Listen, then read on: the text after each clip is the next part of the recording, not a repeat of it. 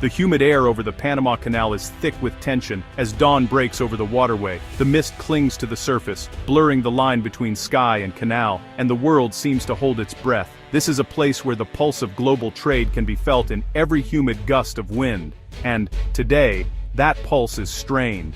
Dozens of ships, from massive container vessels to smaller freighters, wait in a seemingly endless line, their hulls packed with goods destined for distant shores.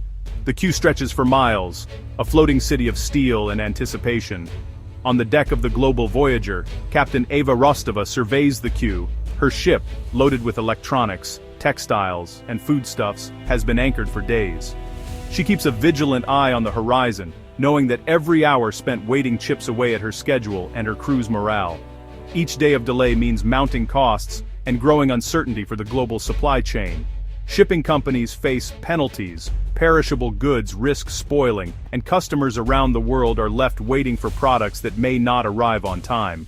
The Panama Canal, once a symbol of speed and reliability, is now a bottleneck.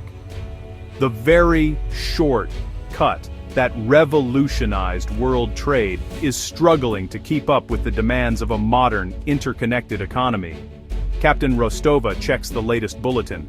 Water levels are critically low, and transit slots are rationed.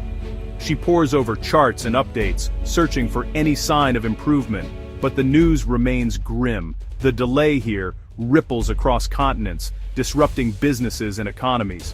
Ports in Asia, Europe, and the Americas brace for late arrivals, while factories and retailers scramble to adjust their plans. The crew maintains routines, checking engines, cleaning decks, and running drills, but the scale of the backlog is unprecedented. For many sailors, this is the longest they've ever waited at anchor, and uncertainty hangs heavy in the air. As the sun sets, painting the canal in gold and crimson, the promise of the canal, quick passage between oceans, feels distant. The lights of waiting ships flicker on, a constellation of hope and frustration. For many, the question is clear. Is it time to build a new path to rival the old one, or can the Panama Canal adapt to meet the challenges of a changing world? The Panama Canal is the backbone of global trade, connecting the Atlantic and Pacific since 1914. Before the canal, ships faced an 8,000-mile detour around Cape Horn. The canal's shortcuts slashed shipping times and costs, fueling worldwide economic growth. Handling 6% of global maritime commerce, it's a critical choke point. Any disruption sends shockwaves through supply chains. Its system of locks, powered by fresh water from Gatun Lake, is an engineering marvel but also a vulnerability. Recent droughts have exposed this weakness, threatening the canal's reliability. Over-reliance on this single route is risky, as disruptions can halt the flow of goods worldwide. This vulnerability has reignited the debate. Does the world need a rival passage? For centuries, Nicaragua was seen as the ideal site for a canal, thanks to Lake Nicaragua. In 2013, Nicaragua granted a 50-year concession to HKND, a Chinese-backed company, to build a canal 3 times longer than Panama's. The $50 billion project promised to transform Nicaragua and global shipping, accommodating the world's largest ships. Supporters saw it as a historic opportunity and a bold move in global logistics. The plan included massive excavation, new ports, and free trade zones.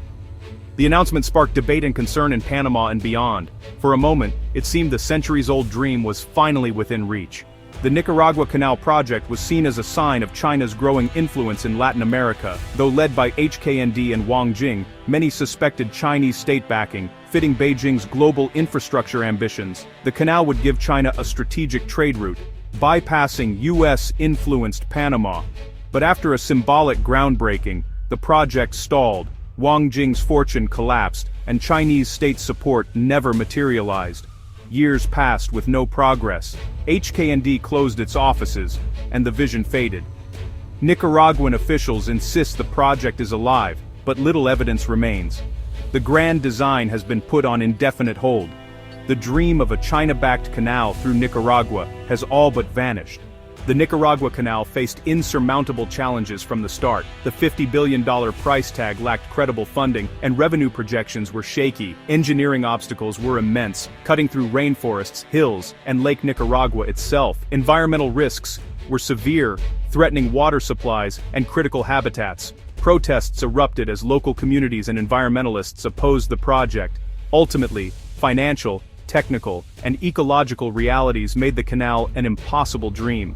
While Nicaragua's ambitious canal project faded into obscurity, overtaken by political, financial, and environmental hurdles, another contender quietly began to rise in the region. Mexico's interoceanic corridor is emerging as a practical and forward-thinking alternative, drawing attention from global logistics experts and investors alike. Rather than attempting to carve a new canal through challenging terrain, Mexico is focusing on upgrading its existing railways and modernizing ports across the narrow isthmus of Tehuantepec, a region long recognized for its strategic location. This approach creates a land bridge between the Pacific and Atlantic Oceans, allowing goods to be transported efficiently overland, bypassing the need for a waterway entirely. The project is far less costly and risky than building a new canal, as it relies on and improves existing infrastructure, making it a more sustainable and realistic solution for the region. Construction is being carried out in carefully planned phases, allowing for gradual expansion and adaptation as demand grows and technology advances.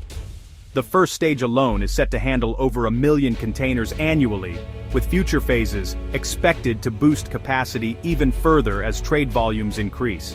The corridor is also perfectly positioned to support the growing nearshoring trend, as more companies move manufacturing closer to North American markets to reduce costs and supply chain risks. By connecting Mexico's ports and railways directly to the U.S. border, the project is transforming Mexico into a key logistics hub for goods bound for American consumers and businesses. For certain shipping routes, this overland shortcut can save days compared to the Panama Canal, especially when the canal faces congestion or drought-related delays. Chinese firms have shown interest and are investing, but the focus remains on pragmatic, incremental upgrades, improving what's already there, rather than embarking on massive, risky excavations. Mexico's land bridge isn't meant to replace the Panama Canal entirely, but it adds much-needed resilience and competition to global trade, offering shippers more options and helping to future-proof supply chains in an unpredictable world. The urgent search for alternatives in global shipping is being driven by Panama's recent crisis, a severe and unprecedented drought in 2023 that shocked the world. For the first time in decades, the canal's operations were brought to a near standstill, highlighting just how fragile this critical artery of world trade can be. With water levels at record lows, the canal authorities were forced to slash daily transits, leaving dozens of ships stranded for days or even weeks. This bottleneck caused massive shipping backlogs, delayed deliveries, and sent costs soaring for companies and consumers alike. The ripple effects were felt across continents, disrupting supply chains and exposing the vulnerability of relying so heavily on a single passage. The crisis laid bare the canal's vulnerability to climate change, as shifting weather patterns and prolonged dry seasons threaten its future. It forced the global shipping industry to rethink its dependence on a single, climate-sensitive route, and to consider what might happen if the canal were to close again. As a result, diversification is now seen as the way forward. Mexico's ambitious trade corridor is one example, aiming to create a new land bridge between the Atlantic and Pacific, reducing pressure on Panama and offering shippers more options. New ideas are emerging, like Colombia's proposed maglev rail, which could revolutionize cargo transport across South America by providing a high-speed, energy-efficient alternative to traditional shipping. Even the Arctic's Northwest Passage, once considered too treacherous, is now being explored as melting ice opens up new seasonal routes, potentially shortening journeys between Asia, Europe, and North America. The era of a single choke point dominating global trade is ending. Instead, resilience will come from a flexible network of routes, each offering alternatives in times of crisis. The Panama Canal remains a vital link in the global supply chain, handling a significant share of maritime trade and supporting economies around the world. But its reliability, once taken for granted, is no longer guaranteed. The world has seen how quickly things can change. Authorities are urgently seeking long-term solutions, from new water management strategies to infrastructure upgrades, hoping to future-proof the canal against further climate shocks. But the risk calculation for shippers and insurers has fundamentally changed. Companies are now factoring in the possibility of future disruptions and are less willing to put all their cargo through a single route. The shipping industry is adapting, investing in flexibility and redundancy. New strategies are being developed to ensure goods can keep moving, even when one route is blocked. The long wait at Panama's gates has set the world on a new course, one defined by multiple paths across the oceans, each offering a backup when the unexpected happens. The future of global trade will be shaped by adaptation, innovation, and a willingness to embrace new technologies and routes. In this new era, the search for new shortcuts and smarter solutions will define which nations and companies thrive in the ever-changing world of global commerce.